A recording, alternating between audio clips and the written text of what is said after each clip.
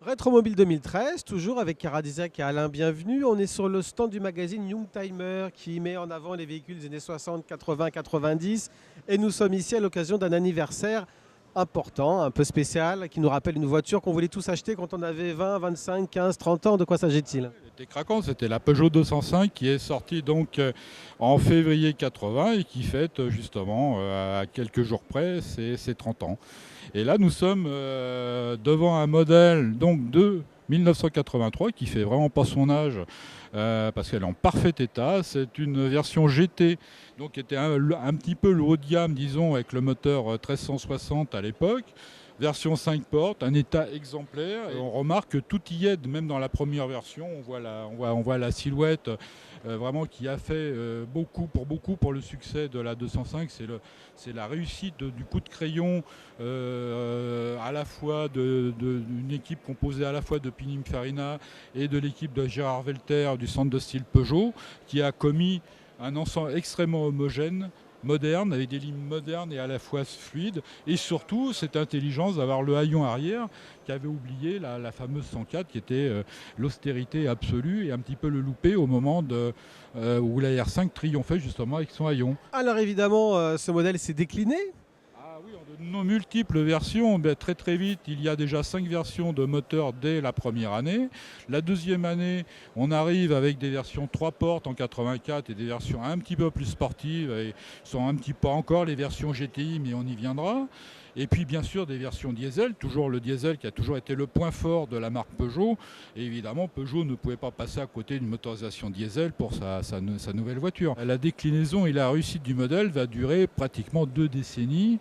Et il est encore pas rare de voir des 205 dans nos rues actuellement et tenir parfaitement leur place dans la circulation actuelle.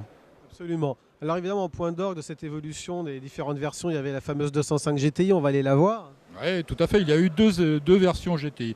Une première un petit peu plus sage qui était la 1,6 litre GTI et bien sûr le modèle phare qui était la fameuse 1,9 litre qui cumulait à la fois les performances et surtout un petit peu plus de souplesse d'utilisation et un confort supérieur d'utilisation. Elle était un petit peu moins capricieuse, entre guillemets, disons plus souple, plus de souplesse. Elle pardonnait un petit peu plus de choses à un conducteur un petit peu hésitant.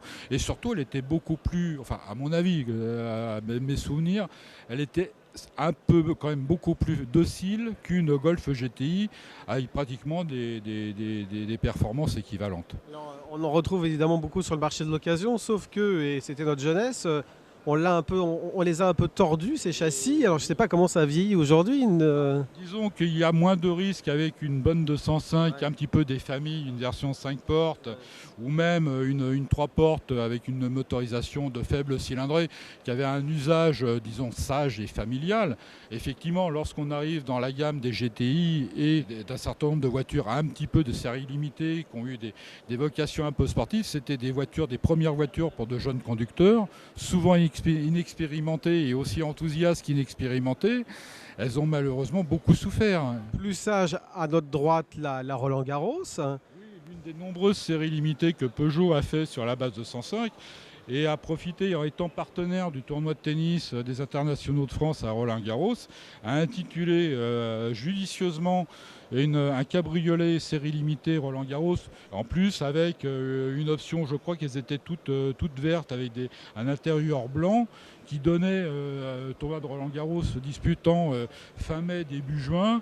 On est vraiment dans la période de printemps, on apprécie particulièrement un cabriolet. Donc c'était encore une fois bien vu de la part de Peugeot de faire cette série limitée au bon moment.